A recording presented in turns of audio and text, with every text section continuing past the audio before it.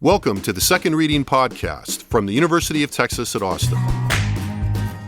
The Republicans were in the Democratic Party because there was only one party. So I tell people on a regular basis, there is still a land of opportunity in America. It's called Texas. The problem is, these departures from the Constitution, they have become the norm. At what point must a female senator raise her hand or her voice to be recognized over the male colleagues in the room? And welcome back to the Second Reading Podcast. I'm Jim Henson, Director of the Texas Politics Project at the University of Texas at Austin. Happy to be joined again today by Josh Blank, Research Director for the Texas Politics Project. Mid-morning, Josh. Good morning. So we've been out of the studio for a few weeks, mostly because I took some time off and left the country. I mean, there wasn't much going on. No, it was pretty quiet. Don't worry. I got it, boss. So nothing happening here. But we are back, and of course, there's lots to talk about. You know, we've talked a little bit about how to proceed today as we catch up a little bit and kind of get back on a more regular schedule as, you know, summer wanes, at least calendar-wise, if not weather-wise. So I thought we'd start with, you know, the kind of Texas-centric big picture view of the story that's dominating national news, and that's the state of the presidential race. And then we have some time, we'll circle back around for something more of a local check-in. So, of course, let's start with the relatively, you know, the still new Kamala Harris candidacy at the top of the Democratic ticket.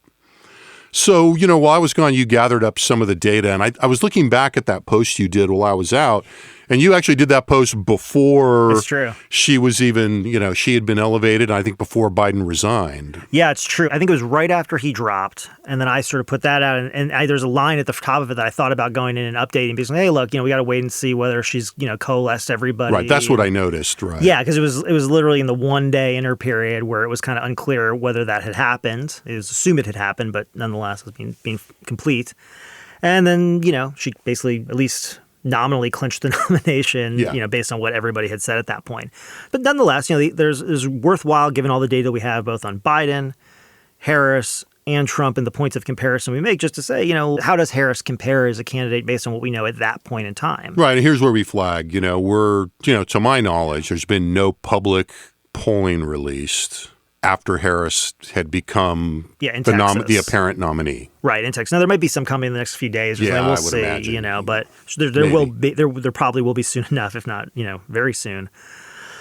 But ultimately, you know, so we're looking at where Harris stood before this, and what you kind of find is that, you know, her numbers really weren't, you know, that bad. I mean, there's a lot of discussion about the idea that, you know, Harris had taken on water because of, you know, her role at the border. Yeah. And, you know, I think a fair amount of kind of wishful thinking, kind of projecting kind of going on. And when you look at her numbers compared to Biden overall, you know, they're not far off. I mean, when we look at the favorability rating among registered voters in Texas, Biden was at 53 unfavorable. Harris was at 51 unfavorable in June. Biden was at 39 favorable. She was at 35. You know, among Democrats, their unfavorables were about the same. You know, Biden was about 10 points higher than her, 81 to 71, which, you know, again, for a vice president, former Senator Attorney General from California in a state like Texas, not really far off. The structural fact that, you know, people are a lot more likely to have a view and a more strongly held view of the president than the vice president. Yeah. In most circumstances. Yeah, you know, we could do a whole podcast just about kind of what's going on in the space right now and the polling around this and stuff. But I think, you know, there has been other people made this point. We'll just make it here right now. You know, to the extent that her numbers have sort of improved from not a bad place, but have gotten better in the last, you know, week or so, or she seems to be in a honeymoon phase, or she's on a trajectory, or whatever you want to think. And I don't want to say any of those things because I think it's still a little early to say that. You know, I think my take from our numbers and from what I've seen is a lot of that was not necessarily that, like, you know, she's appealing across the aisle or anything. It's just a bunch of Democrats who kind of didn't really have much of an attitude about her are now saying, oh, this is the nominee. This is why I'm told I should like her, from various Democratic allies and sources they do trust. And so you are seeing, I think, you know, a lot of movement. Now, I think what some people are pointing out, which is important, which is that if you can have that much movement in a short period of time for someone, you can also have movement in other directions as well. And so this is still very fluid. You know, I think the other thing that the polling showed was that, you know, Biden's age was a big problem before he decided to drop. Now, I know that kind of sounds obvious, but, you know, when we had asked essentially whether or not Biden was too old to be president in 2025, not only did a lot of voters think so, a lot of Democrats said so, most Democrats. And so that's a problem, right? And it was a problem, you know, well before the debate made the problem harder to ignore. The debate didn't make people think about something that they weren't thinking about. It confirmed something that they were already thinking about. And that was why it was such a death knell, I think, right? Yeah. Well, it doomed his candidacy, I think. Oh, I thought about that after I said, like, I wonder if Jim's going to correct. I wonder if Jim's going to... Not that we go out of our way to be overly sensitive, but still. So, yeah, I mean, I think, ultimately...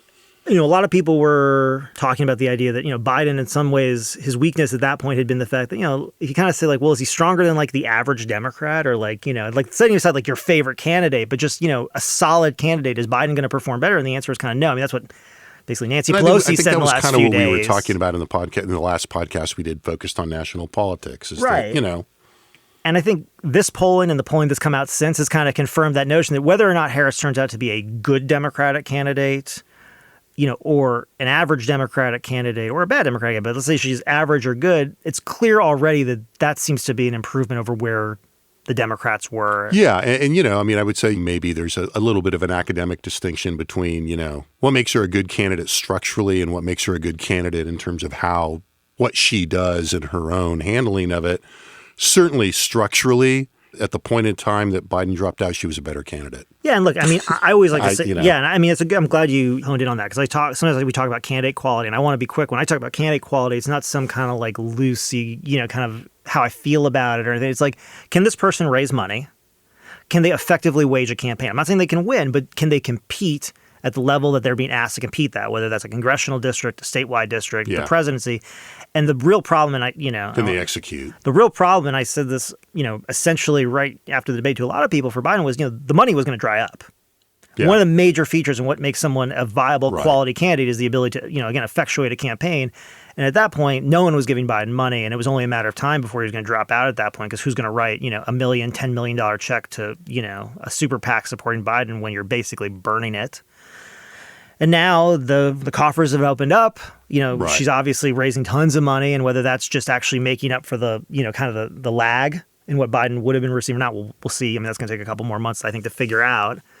But, they replaced him with what is, again, from a political science standpoint, again, without any normative, a quality candidate. Yeah, and I think that part of what we're seeing in the positive response to, the naming of Tim Walz as her vice presidential candidate is that, whether this was part of the strategy or not, nothing, whatever you think about him, whatever you think about the alternatives and, what might have been or, where this is going to go, it's not done anything to disrupt that. Yeah. Right. Which in itself is a pretty good thing. Yeah. I mean, there's a certain amount of, there are predictable attempts to attack him from the Republican side, which everybody should have expected. Yeah. And there'll be more of that. But by and large, there's nothing to disrupt. I don't like to use the word the momentum, but, the kind of state of play that was in, that happened when she became the candidate, locked it down, and has now gone in the first, week or so of campaigning, right? Yeah, I mean, at least so far. So, so far. And again, that's subject to the change thing too. But I mean, look, you can compare it to the J.D. Vance rollout. Mm-hmm. And, this is going to sound a little partisan, but it's not. I mean, that was not a great rollout. No, I mean. And it's not gone that well, and it's actually been disruptive, to my mind, to the attempt of the Trump campaign, to realign the campaign to the new reality. So far the Walz nomination has not done that. One of the things I'll be really interested in learning about when we kind of look back on this period and we hear more about Biden's decision to leave is I'm really interested in learning eventually how long that was actually in play for. Because it seems to me that, if you're a Democrat, I mean, I think what you would have been hoping was going on is that Biden was saying, during the entirety of the Republican convention, I'm still the guy, God's going to have to remove me, all this kind of stuff and et cetera, et cetera. My assumption was that behind the scenes, you're doing all the movement. Now, it's hard to do that. I mean, I think it would have come out, but I wonder by the time Harris was, Biden was ready to step down, Harris was ready to step in, he was ready to endorse, how many of the pieces had already been set in place in a way that really, again, I think is like right now frustrating Trump and Republicans. They got, they do their whole convention, they name Vance. I mean, Trump, does his own, has hurt himself in his own ways. I mean, almost immediately says, well, who cares who I picked? All this other stuff, right? But then immediately it's like, well, actually, the guy you were talking about that whole week, he's not running. Yeah. And I think that, the reporting so far, has suggested, I think, that the preparation that you're wondering about was going on, just not in Joe Biden's immediate camp, or certainly in the front of Joe Biden's mind anyway. Well, that may have been now, we'll find out more. Yeah. I mean, to me, the way is how ready were people getting? Because I think, it's pretty likely to me that people were probably beginning to make serious contingency plans, as the debate was happening. Yeah. At the time, it just seemed like Biden was really dragging his feet. He had to be convinced. Mm-hmm. I think when we look back on this in time, 3 weeks was a reasonable time for them to make that decision. Yeah. And for him, and particularly for him to make that decision. And, you probably wouldn't have wanted it to be too quick, because the kind of background contingency planning I'm suggesting wouldn't have had time to take. Yeah. It just felt like 3 months to Democrats. Yeah, right. Who were seeing him erode in the polls, who were watching the convention, and, seeing Trump kind of gleefully be the front runner for the first time. It was a lot for Democrats to watch. Time passes slowly when your hands are perpetually ringing, which, for good reason. I mean, I'm not... So where are we now? So we were talking about Texas, but so I think we want to talk. Before we go to Texas, let's look talk at about the broad the state of national, play. Yeah. And the national data has been pretty good for the Harris campaign and for Democrats. Pretty. I think there was a period in the first week or so where people were like, "Well, the polling's not moving that much. We'll see." But I mean, as the polling accumulates, it's looking. This has been good for Democrats. Yeah, There's no two ways about that. Yeah, and it's been good for Democrats. It's not just the vibe. Right. And it's been good for Democrats. I want to contextualize. I think the way that I look at it is that what it's done in a lot of ways is probably return the race to a steady state. If you want to say what defines elections, I think if Darren were here right now, our colleague Darren Shaw, he would say, what's defined elections is how close they are. That ultimately the elections are incredibly close. And this isn't rocket science, but determined by thousands of votes in a few states. This is what elections look like in America right now. And that was kind of being, punctured a little bit in some ways with Biden's seeming unfitness for office, leading a lot of Democrats to look to alternatives, Robert F. Kennedy, other places, sort of, et cetera. Yeah, fantasy alternatives in their heads. Yeah, now we look back and we're sitting here and, it's August of an election year, and at least in all the polling that's come out in the last few days, you see Harris with a slight lead nationally, usually among registered voters. And that's important. I want to make that clear, right? So once the electorate starts to get a little bit tighter, and this is going to be what the campaigns are about. It's going to be about mobilizing different groups of voters. And this is why, I shouldn't even bring this up now, but I will. Why, LV screens at this point are a little bit weird. And this is also why I think LV screens were really weird in June. When we didn't even know who when it wasn't even clear that these would be the candidates, or at least that Biden would be in the race. So here we are now. We see what looks like kind of a normal, tight, close American election. It's going to come probably still coming down to a handful of states. Yeah. Going to be a tight vote at the top in terms of the popular vote. But what does that mean, right? I mean, you said on the one hand, Sabato's crystal ball has moved Georgia from lean Republican to toss-up. It's moved New Hampshire and Minnesota in a more Democratic direction, from lean Democrat to likely Democrat. So all the handicappers are kind of making their adjustments now and kind of pricing this into the markets. So that's where we are. What does that mean for Texas? Yeah, I mean, I think, as we said, there's not a lot of public polling evidence to look at this so far, other than, we know where we've been. But since the big intervention, we don't really know exactly, where things are. But I mean, I think if you go back to what we were thinking about this race before all this happened, and I think we talked about this the last time we were podcasting and talking about the national race, it was looking before the debate or, immediately after, but even before the debate, that Trump had a shot at slightly outperforming the trend line in the Republican presidential victory gap in Texas. And, if you're listening to this, as everybody knows, that gap has been closing over time. Right. To the point that, Trump defeated Biden in Texas in 2020 by about 5.75 points, something like this.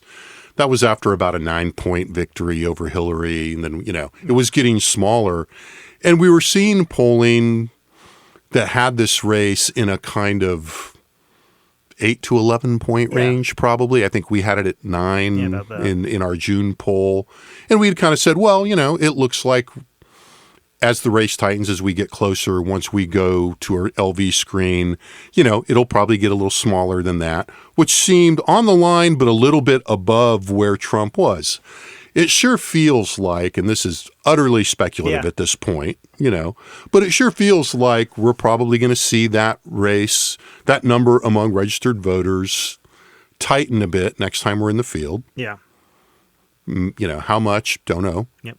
But, I would bet it'll tighten some, which puts us on a track, to get back on the trend line as of where it is now. I mean, I think that makes sense. Yeah, I mean, what I've sort of been thinking about is, if you take out everything, right? Like, let's just say we were going to go and say, okay, forget about the candidates, forget about who's in office, forget about the state of the economy. Like, what does the normal vote look like, or is what we call that? Kind of like, what do we expect the distribution of the electorate to look like between Republicans and Democrats if everybody who, is above a certain threshold shows up, right? In a presidential year. In a presidential year. And the idea is that, like, again, maybe, 10 years ago, you'd say, well, it's probably plus 15, 18 Republican, in that kind of range, maybe, maybe it gets into 12. And I think the idea, and this is just say, where does it start? I'm not saying where does it end? I'm saying, but where does it start? And then the campaigns come in and we sort of see we're either moving a little bit tighter or a little bit bigger. I think about, just a different race, but I think about the governor's race, again, I think about, Greg Abbott against Wendy Davis ended up exploding to about 20 points, but it grew over time. It was like, started at 12. And then as we started to go to likely voters, it got bigger and bigger and bigger, right? What we've seen recently is, so the question becomes, does the number get bigger or smaller? And what's the number in terms of what's sort of the steady state? Yeah. And to my mind, in a presidential election, I think the Republicans in Texas have somewhere between, let's just say, let's say a 7-point advantage. I think that works with the numbers we have anyway. Yeah, at least. And I'm just throwing this out there as a possibility because, again, this is hypothetical. Well, there's been variance. There's been variance in the statewide offices and off-year elections. Well, this is the point. I'm taking a bit of variation in the results. And when I say that, I said I'm trying to take everything out, right? So we're not considering. Well, that's why 7 is kind of reasonable if you have. And then you start throwing in these elements, right? These things we call, like sort of these contextual factors, these fundamentals of the election. Well, who is in the White House?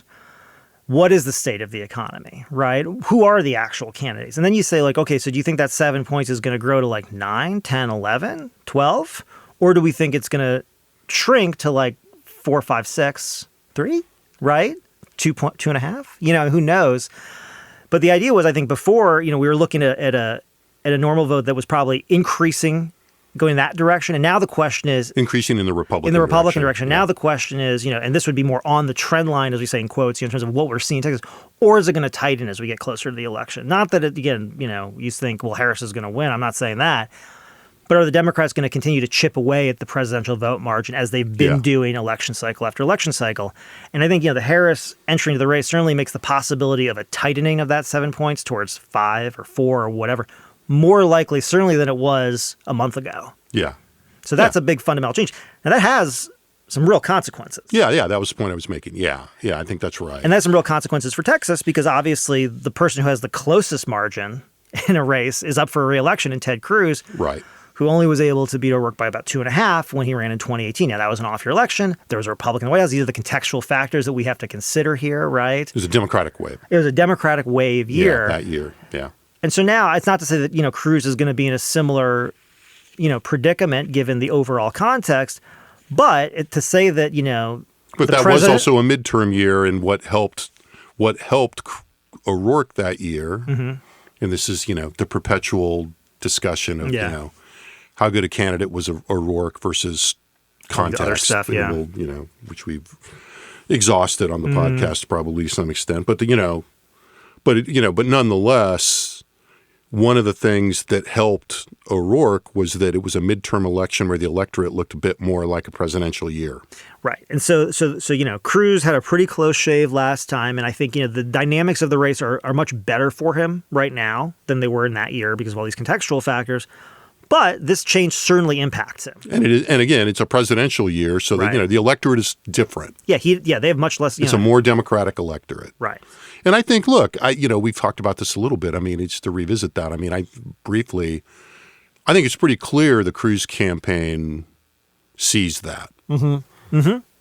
And I mean, I think there was an article in one of the Texas papers, and forgive me if you wrote this, whoever wrote this, and I don't remember the piece, and maybe you will. Yeah. That talked a little bit about there's this kind of odd dynamic that we haven't seen in Texas as much, in which both Cruz and Allred are campaigning on having been able to reach across the aisle. Well, and that has not been the Cruz brand. And what's really interesting prior about that, to this. and what's really interesting about that is if Cruz felt the need to moderate his image to the Texas electorate before all this happened. No, that's been going on for a couple of years, right? But I mean, literally a couple. I mean, the first articles about Ted Cruz working across the aisle, because we looked this up for something we were writing. I think appeared in late 2022. Well, I think they would say because it's true.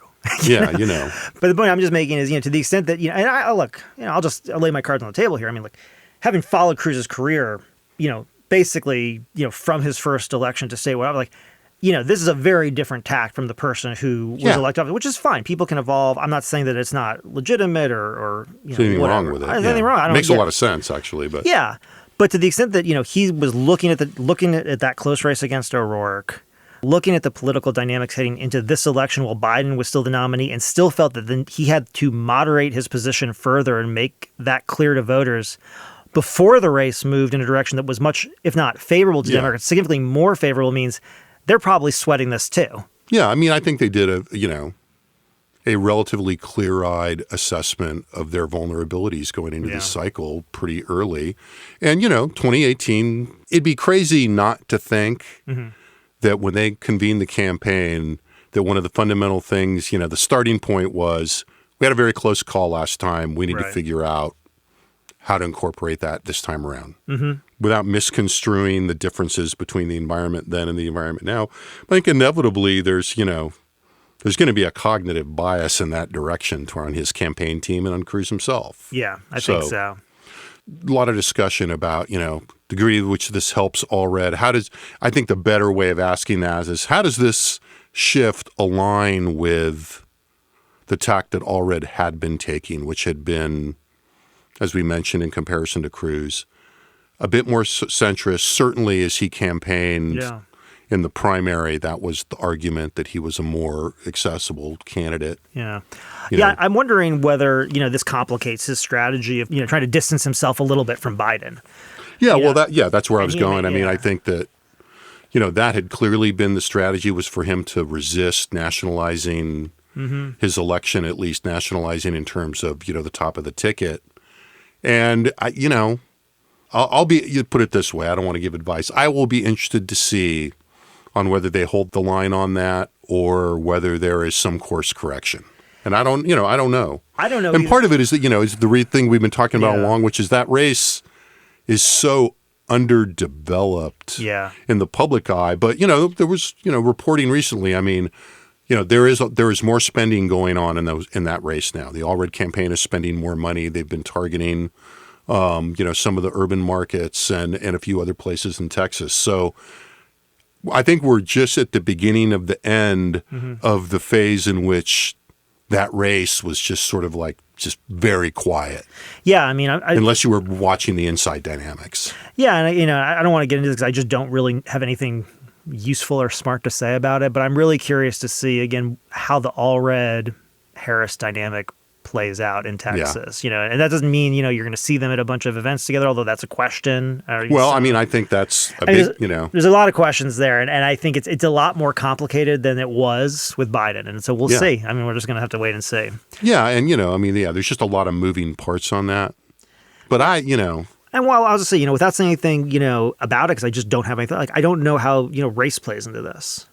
I mean, her race, his race, and whether that makes this more complicated for him than it did with Biden in a certain way, right? I just don't have anything more to say on that. I just sort of race in terms of the voters' perception, and race in terms of coalitional politics. Exactly. Yeah. All of these considerations. We talk about the dynamics in that race. Probably also point out the need for us before we go to do at least something of a meanwhile back at the ranch segment on where we usually are focused, which is, usual stomping grounds in Texas politics and state level and the state level dynamics that are kind of internal to the state, more or less. And I think I told you, Russ Ramsey and I did kind of a team thing for the Texas Association of Community Colleges last week, right after I got back. And, Russ Ramsey, co-founder of the Texas Tribune, longtime hand in Texas government politics. And Ross was really hitting hard the nationalization of politics in Texas, which, I think makes a lot of sense and is evident in a lot of ways.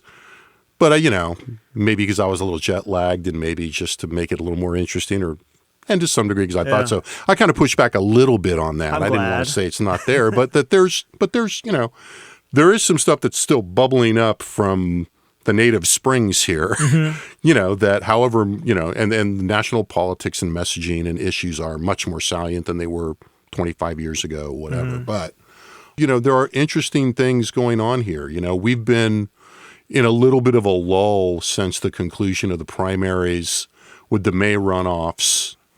Not that nothing has been happening, but politics have been very inside baseball, not getting a ton of broad media attention other than, from beat reporters who, have to report. Right.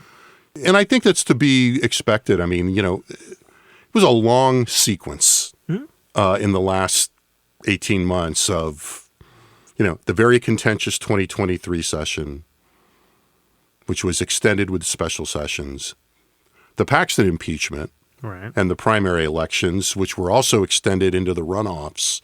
And so I think it kind of makes a little sense that once that was all over, that people kind of took a breather. You left the country. I left the country.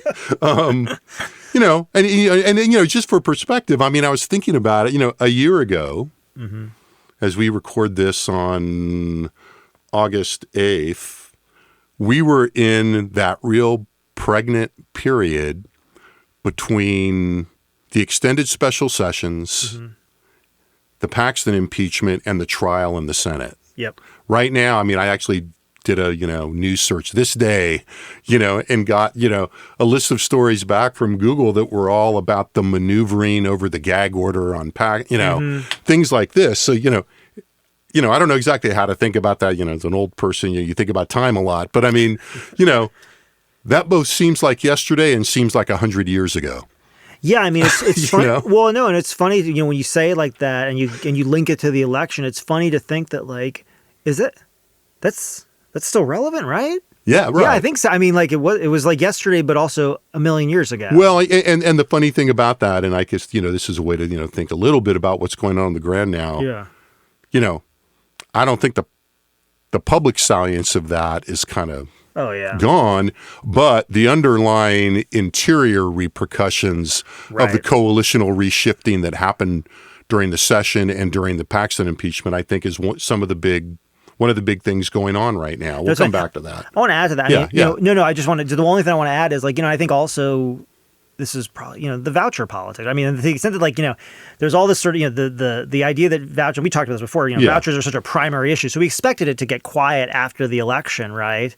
But ultimately, everything that happened in that is still roiling around in this process. Yeah, well, let's just go to that. I mean, look, there's intra-party conflict going on that, that in many, the voucher fight, and how you unpack this, between the influence of ideology and the influence of several $1 million injected into the political system, a topic unto itself. Right.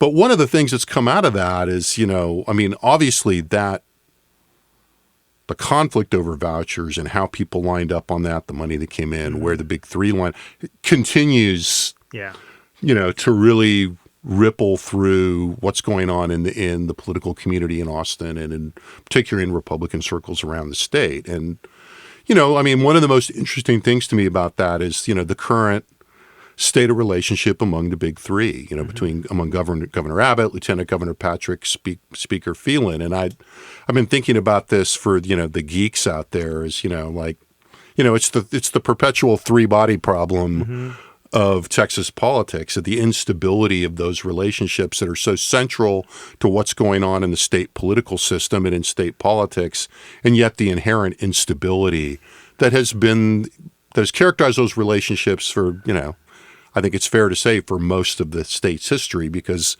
it's an institutional setup. And, the playing out of the voucher issue during the session, And then the Abbott and Patrick intervention in House primaries, the relative success of pressuring Phelan. It wasn't completely successful because they didn't depose him from his House seat. But now, the speaker's race is, there's a speaker's race, however you want to handicap that. And it is going to, regardless of what happens there, it is going to impact how the House functions in multiple dimensions. Right. And so, but in terms of the big three, we are at a temporary equilibrium point, which is, inherent to this thing that these equilibrium points tend to be temporary. Right. But right now, Abbott and Patrick are much more in alignment than at any other time in their parallel tenures in office. And it's a good comparison. They both got elected these positions in the same year. And that is, a pretty big shift from the first couple of terms that they were in office where, insiders would tell you all the time, not necessarily for attribution, but very plausibly that, no decision was being made without Abbott and Patrick considering the political positioning of the other. And we don't have to, I don't think you have to make that case very strongly. Do you think the main dimension of this alignment is vouchers, or do you think there's more to it than that? Well, I think vouchers is the catalyst. Okay. But right. And, how much more is there to that? Because I always think there's a line I remember back from somebody else many years ago, a different place, but we don't have to agree on everything to work together on anything. And it's like, if we want to work together on the same thing, we can be temporary allies. Yeah, and I think back to Abbott with the House on property taxes at one point. It's kind of like these are shifting alliances depending on Yeah, and but I think it is it's a testament to what all the attention, resources, and headspace, frankly, that vouchers came to occupy in the minds of Republican elites, and in particular Patrick and Abbott, and to be fair, Phelan on the kind of the other side of that. That it's a catalyst that's having some staying power right now. Yeah. But to your point, look, I mean, the other, the dominant public story, the only, frankly, the only real big story with legs, and I'm not saying it's the only important thing going on. I'm glad you're saying this. Has been the ripple effects at the Capitol after Hurricane Beryl and the deaths that took place, and the long-standing and extensive power outages in Houston and Southeast Texas. I mean, that struck a nerve that is one of the things that's likely, that potentially destabilizes this current alignment because the governor and the lieutenant governor, in policy-wise and probably alignment of interest-wise, have not been on the same page on consistently. Yeah, I was doing sort of a background interview for, some news story, and I was talking about the impact of demographic change and population growth in Texas on elections, and I said, and then the short of that is, it affects things, but very slowly, long term, blah blah blah. And I said the real exposure for Republicans in this state is not the fact that a bunch of people are moving here from San Francisco with liberal views. It's the fact that people are concerned about the grid.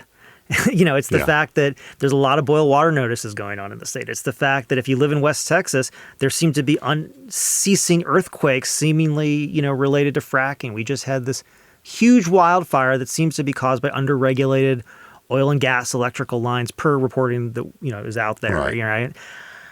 Expect an alternate explanation. That's why I said, hey, I'm just saying this is what I've read. I'm not looking for any trouble here. I'm just telling you what I hear. And so there is something to this fact, when we look, and the grid is something that we've said before, it really, it affects people in a really visceral way. That's something like, and I don't want to, I want to be careful here. A lot of people are not going to receive an abortion anywhere, Texas or otherwise, but that's a big, big issue for Democrats. But if the power goes out, everybody feels it. Yeah. And there's nowhere else to put the blame than with Republicans who own this. They own state government. This is why I think, there's been a lot of stuff, talking about housing affordability and whether that's a role for government or not to play. There is a question of are elected leaders responding to the needs of the state? Right. And that's something that everybody always says and all that. But when we look at polling, we found, in terms of the grid in particular, right? In December of 23, and this is before Beryl, only 10% of voters were extremely confident that the legislature had increased the reliability of the electric grid with their efforts. And that was only up from 6% in June of that year, right? Yeah. So it only increased a little bit to nobody. This June, 84% of voters said they expect they're going to be asked to conserve power. 63% expected temporary rolling blackouts. 51% expected a widespread failure of the grid. This, again, before any of this. And we asked, a year ago as they were kind of going through this, do you expect the legislature, are you confident the legislature is going to fix for you the reliability of the grid? 63% of voters said they, essentially expected this to lead to higher prices. So essentially what they're saying is that, there all this attention, all this effort, this very visceral political subject. And what do I expect? I expect to be asked to conserve power, that my power is probably going to go out. Not that you've increased the reliability. If anything, the main effect, I'm going to pay more. Yeah. And the problem is like, it's kind most of those things looking pretty true right now. Well, I was going to say, it's interesting. I was just thinking it's interestingly similar in terms of the interaction between people's attitudes and what happens in the environment. Mm-hmm. It's not unlike the Biden thing, right? Where, exactly. That's a great people are already thinking, this guy, he's too old probably. Right. And then you have this incident happen, the debate, and people go, yeah, see, he's too old. And so with this, every time something like the hurricane or even, the smaller level freezes that we saw, in recent years, or every time very reasonably, ERCOT says, hey, it's probably a good day to conserve energy. Real hot. Right? It's going to be real hot. If you could conserve energy, all of those things reinforce all of those attitudes you're talking about. And at the more empirical policy level, to the extent that people are paying attention to this, and most people are not, but in terms of the ability of, governing stakeholders to actually somehow find a way out of this dynamic, it's just not looking good. The scheduled interim hearings in both the Senate and in Business and Commerce and in the House and State Affairs, I think last week, that were initially focused on the interim charges to follow up on the implementation of all this legislation that the public doesn't have any faith in, were quickly taken over by the discussion and invited testimony related to to Hurricane Beryl's effects, what worked and what wouldn't. And that set off, to be frank about it, what looked to me and to I think a lot of others like a massive kind of CYA effort among legislators who passed this legislation that, many legislators and observers are saying was gamed by some of the big power companies, in particular CenterPoint. And you followed this really closely. Was that something that people were concerned about? Yeah. I mean, I recall in particular the House being very concerned about it. And look, and there was, to delve further into the weeds, but that also, makes the larger point about the potential for this to be disruptive to the governing party. It was not just in the House. I mean, look, the chair of Business and Commerce was basically removed and replaced in the previous session because he was on a different page than the leadership, than the governor and to some extent, and the lieutenant governor. And the lieutenant governor busted him. And, that was raised. That fact emerged, albeit a little bit indirectly, in these hearings. And so that issue, and it's just, is this moving politics at the state level in this moment in a big way? No, not in any immediate way. But, I think it points to, one of the big underlying dynamics in that, and to be fair, one could say reasonably, if you were, say, a Republican, consultant, you might say, yeah, you guys have been finding those attitudes since 2021, right after the storm. Beto O'Rourke tried to make the argument that you were making a minute ago that, look, these guys have stewardship, they have to own it, and they're dropping the ball, and he still lost by a pretty wide margin. So it's not been activated, but it's out there lurking as this kind of latent irritant in the system, I think.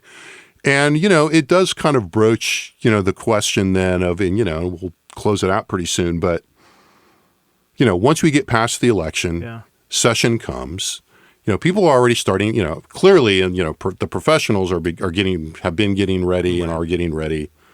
But it does raise the question, I think, a good speculative question for us to end on, which is, for those in our kind of slot who are watching and thinking like, once the election happens, the next big thing is the 2025 session. Yeah.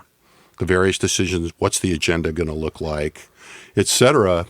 And how does that inform, to look even further down the line, even more speculatively, the 2026 statewide elections, which are, bound to, are promising to be pretty interesting.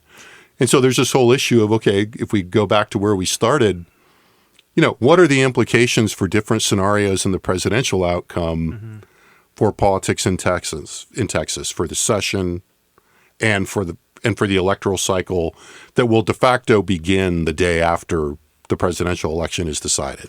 Yeah, and I mean, and these are things I'm sure we'll talk more about, as we move on. But I mean, I think, whether you're thinking about, Democrats looking to run in 2026, and if they're just solely focused on winning, Trump in the White House would make that easier, Yeah.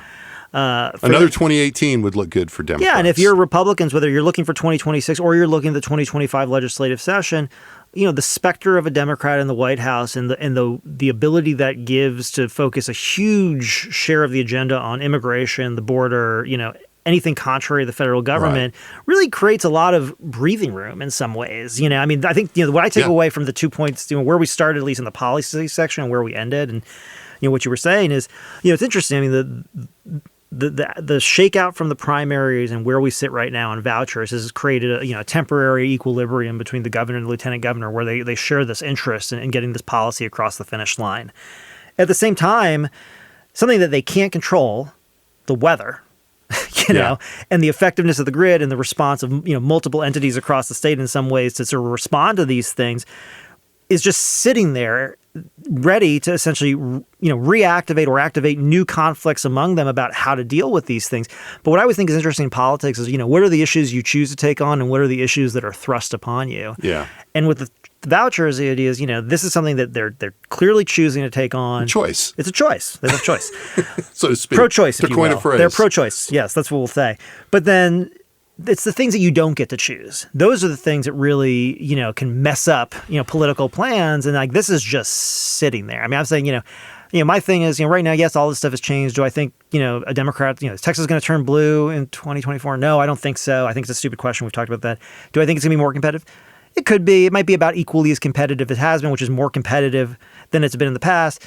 If you said to me, what if we have a widespread, grid failure come October? Well, I don't know. Yeah. Then I have to say, I would throw my hands up, we have to say, but that becomes a problem, and I mean, and that's the thing I think that's sort of sitting out there, you're just kind of like, and it's not something that's really, honestly, it's not something solvable in the current political dynamic. You know? And we're, and look, I mean, I think part of, I guess part of what I'm thinking on that is, look, if you have a Democrat in the White House in January 2025, it's much easier, and Greg Abbott has already laid the groundwork for this, to say, well, I guess we've got to keep it up, by putting the screws on the border. Yep. And that enables you to put, in the absence of any other disasters, to continue working on the grid stuff, but in a much less public way, in a way that's, less salient and draws less attention to it. Yeah, right? Exactly. Because, and it's just so simple. I mean, you think, for most Republican voters in the state, if you say, hey, look, I got these 2 articles you can read about, they're both of the legislature. First, they'd say, I'm leaving. But let's say, no, please, I'll pay you, which is probably what you'd have to do. Which one do you want to read? Do you want to read about what they're doing on the border? Or do you want to read about what they're doing on the grid? Yeah.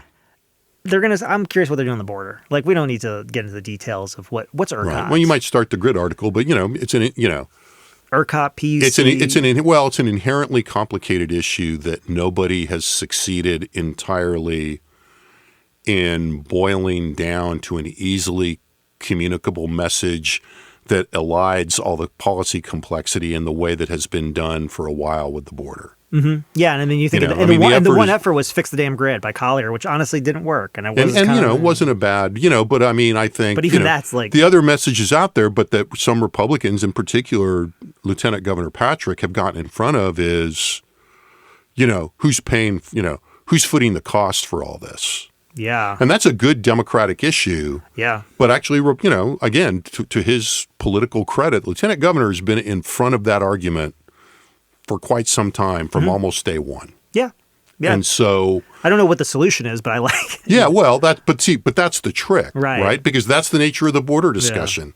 Yeah. We're spending more than $6 billion, depending on how you want to count the money. Some would say more in the current biennium, to do something that's not really addressing the sources of migration. Right.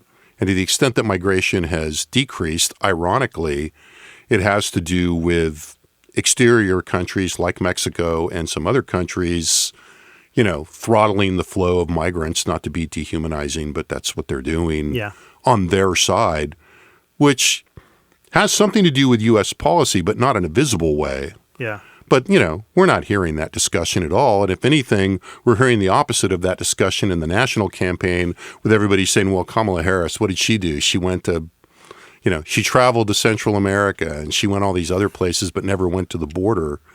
That's not a very sophisticated policy analysis, but that train has left the station. Well, the train is, because the enforcement frame has been fixed among Republicans right now. Yeah, and I think what really drives that home for me is to think about the fact that, okay, these numbers have gone down. Let's say they stay there. Let's say for for the various which they probably won't. But yeah, but let's pretend they do. 2025 comes around. Does the first budget draft come out and they say, hey, we can decrease how much we're spending at the border now? And the answer is absolutely not. Right. Because it's not about that. Yeah, unless there's a Republican in the White House, to go back to our original frame of this discussion, and where, how the president, the outcome of the presidential campaign is going to have implications for what the tone of the legislature. It's not going to define it, but it's going to affect the policy and the political environment. And even there, I'd say maybe. In terms of, if Trump is elected, you see, a ramp down in Texas. Well, I still don't think that they'll say, no one's going to be the first person to to step up and say, we're going to spend less. What I would expect is that you'll see probably not a big movement to decrease the funding, since there'll be no fiscal pressure to do so, but probably some quiet reallocation of money inside that part of the budget. But, that's talk about getting into the weeds. With that, thanks for coming in, Josh. Thanks for being here. Thanks again for holding the fort while I was gone so effectively. That was fun. With that, thanks again also to our excellent production team in the Dev Studio here in the College of Liberal Arts at UT Austin, making plans for another academic year of podcasts, and we are happy to have them on our side here and helping out. Couldn't do it without them. For the data that we talked about, remember you can go to texaspolitics.utexas.edu and find all the data we've talked about and more. So most of all, thank you for listening, and we will be back soon with another Second Reading podcast. The Second Reading podcast is a production of the Texas Politics Project at the University of Texas at Austin.